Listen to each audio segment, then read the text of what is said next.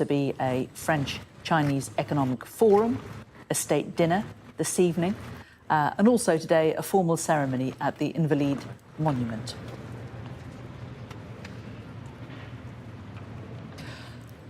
Well, let's talk to Nicole Johnson, our Beijing correspondent, looking at these images with us. Nicole, how are these going to play out in China? Well, you can see that France has really rolled out the red carpet for China, and those images will go down very well. Now, France and China historically have had a warmer relationship than China has had with some other European countries. But this trip, other than about projecting China's power in Europe, is about trying to stabilise that relationship because it's gone through a difficult period. The Chinese president hasn't been in Europe for 5 years, not since the time before COVID.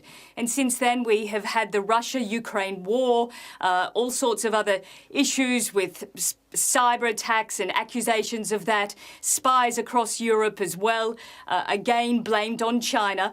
But perhaps the biggest issue, as I said, is the Russia-Ukraine war. And on that front, Europe has been saying to China, along with the United States, that China needs to back off in its support for Russia. China has been sending dual-use items. These are things like semiconductors and machinery tools to Russia, which Europe says enables Russia to build weapons and to continue to wage war in Ukraine.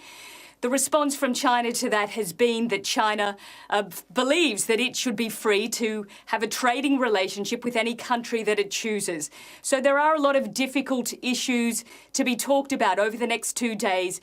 And the other big one on trade again is to do with China sending electric vehicles, solar panels and batteries to Europe.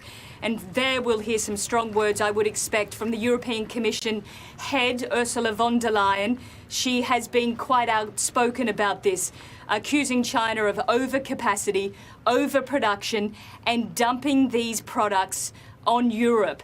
Now, the problem for Europe is that it can't compete.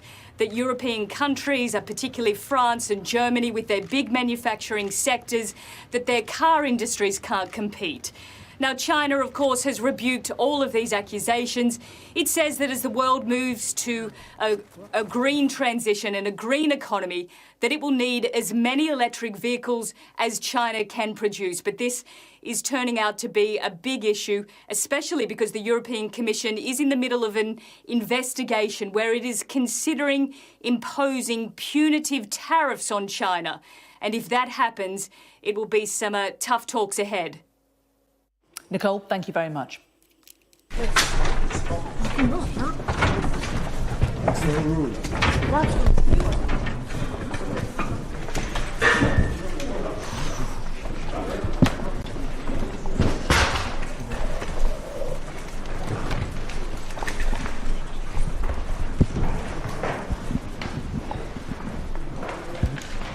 Est-ce que les interprètes sont là? C'est bon? Vous avez l'interprétation? Oui. Je pense que c'est en 3. 3 en anglais, 2 in Chinese. Je pense que la photo...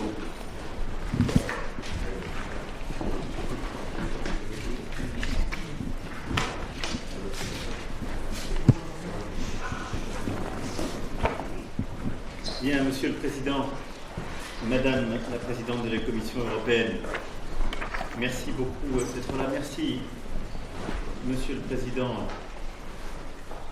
Vous êtes là pour votre 3e visite d'État en France, et tout particulièrement celle-ci qui permet de célébrer le 60e anniversaire de nos relations diplomatiques avec la République populaire de Chine.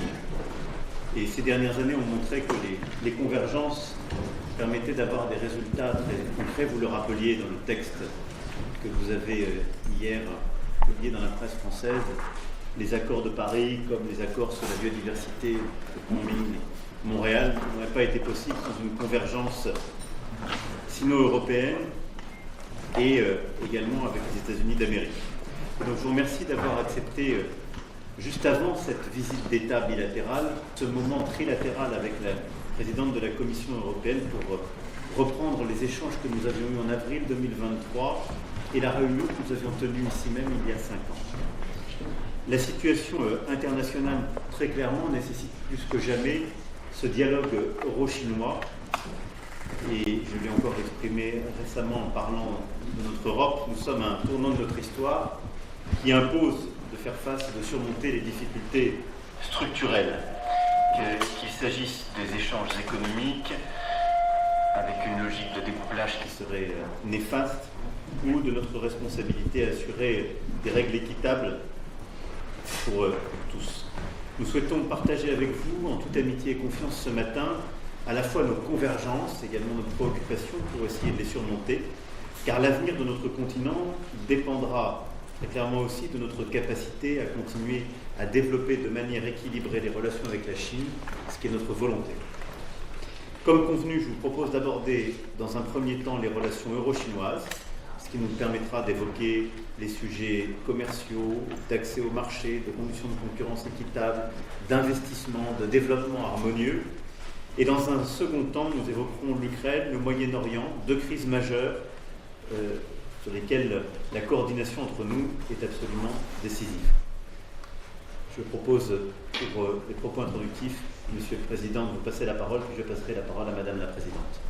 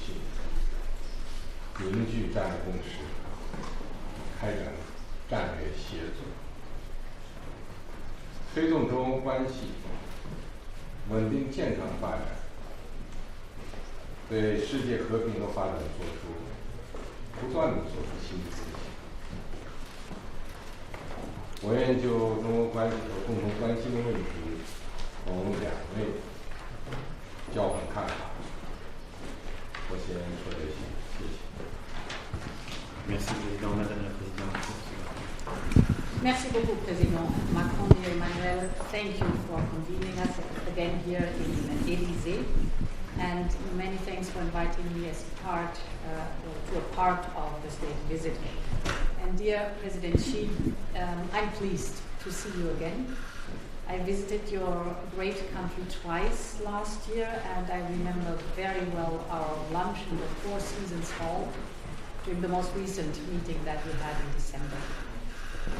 The European Union and China want good relations, and given the global weight of China, our engagement is key to ensure mutual respect, to avoid misunderstanding, and to find solutions to global challenges.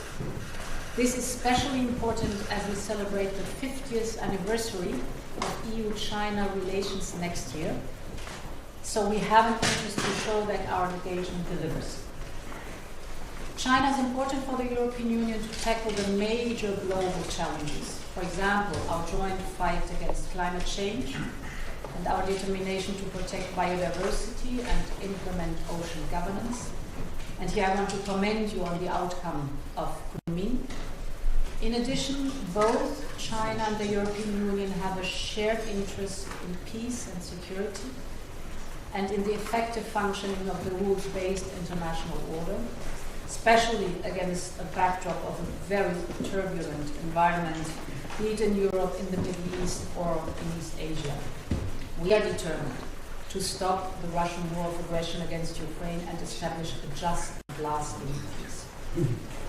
And finally, we have a substantial EU-China economic relationship. Our daily trade volume is around 2.3 billion euros a day. But this relationship is also challenged, for example, through state-induced overcapacity, unequal market access, and overdependencies. And these are all issues that we will address today. In December, I remember that you told us, President Xi, EU-China relations are essential to global peace, security, and prosperity, and this remains true today. That's why it's so important that we speak here today, how to cooperate, where our interests align, as well as how to address responsibly the issues on which we have concerns. Thank you very much. Merci, Madame la Présidente. Merci beaucoup.